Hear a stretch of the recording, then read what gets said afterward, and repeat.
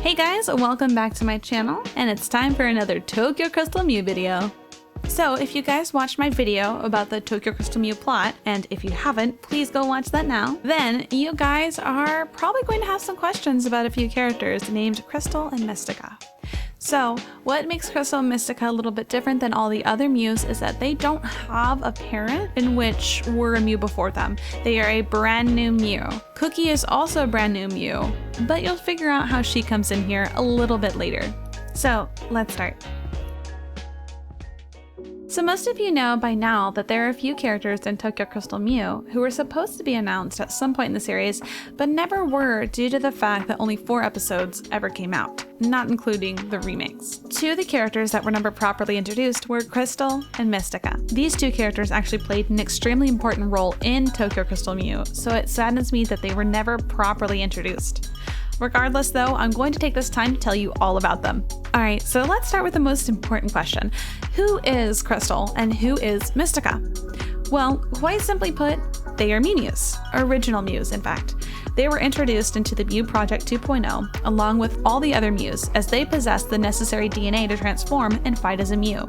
Just like, for example, Ichigo, Mint, etc. Unlike Toy and Mina, their parents didn't have the Mimi DNA because they had it in their DNA originally. Okay, so who are these people? Crystal is an 18-year-old girl who holds a tough exterior but has a soft heart. She is strong-willed and always gives it her all when she sets her mind to something. She was friends with Mystica throughout all of high school and developed strong romantic feelings towards her. Mystica was an 18-year-old girl who was bubbly and optimistic, always looking for a solution to any problem. She had a big crush on Crystal, and they were quite affectionate towards each other, but because of the Mew Project, they found themselves too busy and stressed to officially label their relationship. They just lived every day as it came. So then, what was their relationship like? How were they involved in Mew Project 2.0? Well, them, like the other Mews, were contacted by Yuko and Ryo Shirogane and asked to participate to help save the Earth. Since they were able to work around one another, Crystal and Mystica agreed to being a part of the team and worked hard to defeat the aliens. However, they were quickly overpowered by the aliens. These enemies were much stronger than the aliens in the first Mew Project, so the whole team found themselves to struggle to hold their ground in battles at all. One by one, their teammates were brutally killed in battles, and the world around them was being destroyed left and right. The Mew team simply didn't have enough time or power to overcome the enemy. The world became a desolate wasteland, and not many people lived on the Earth's surface anymore. Most people went into hiding, and even when they did, they were killed once found. The Mews couldn't protect anyone anymore. Eventually, Crystal and Mystica were the only ones knowingly left out of the Mew team. They lost contact with all other living Mews and fought day and night to try and stay alive. These are the moments where Crystal and Mystica felt closest. They were all each other had. Crystal was eventually critically wounded, and they faced a hard reality that one of them might actually die. The 2 possessed the power of time, but were only able to use it in small doses. They decided to save up their power and attempt to use it to go back in time before the whole world went into ruin.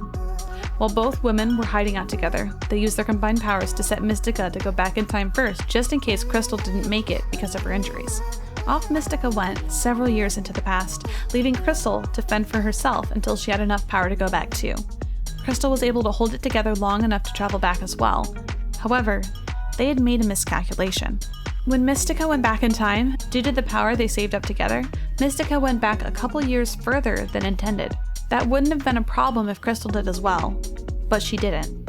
When Crystal went back in time, they were already in the middle of Mew Project 2.0. Not only that, but Mystica's circumstances changed drastically. When Mystica arrived in the past, she ended up falling in love with a man in which she married and had a child with.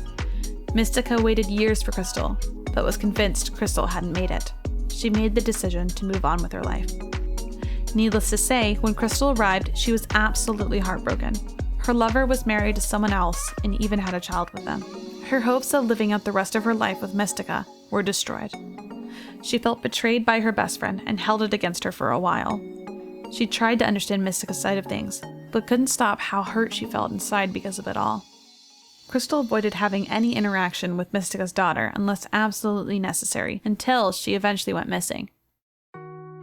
Seeing how her disappearance affected her best friend tore her to pieces. Crystal couldn't keep being selfish anymore. Her friend needed her help.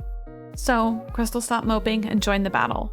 Working together with her best friend, she defeated the alien's master and saved her best friend's daughter. Crystal may not have been able to have what she truly desired at that time, but it didn't stop her from loving her best friend dearly. What kind of powers did they possess? So Crystal and Mystica had very similar powers. Crystal had the power of time manipulation. It could make time slow down. Mystica, however, had the power of time manipulation. It could make time speed up. They could only be used in small bursts, but had their advantages when used correctly. Together, they could pause time entirely or reduce the speed of infections and increase the time of healing. So, while Crystal and Mystica's story is a bit of a bittersweet one, it's one that I treasure greatly. I don't know if they'll ever stop being my favorite characters.